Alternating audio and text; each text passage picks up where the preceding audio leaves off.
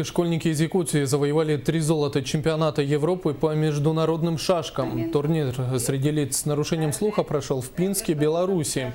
Сегодня победители Саина Юнчанова и Александр Ефимов, а также тренер Петр Ушницкий встретились в Якутске с журналистами. Саина и Александр являются победителями различных всероссийских турниров. В этом году очень тщательно мы подготовились,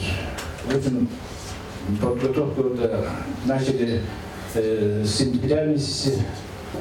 Дети мои играли очень хорошо. 13 лет, они молодые. И еще мы готовимся к чемпионату мира в августе. В ходе пресс-конференции подведены итоги первенства мира по вольной борьбе среди лиц с нарушением слуха. Престижный турнир состоялся в иранском Тегеране. По итогам схваток третье место завоевал якутянин, студент Ниренгринского южно-технологического колледжа Валерий Турлаков. В первенстве участвовали больше 200 спортсменов из 20 стран мира, в том числе Монголии и Болгарии.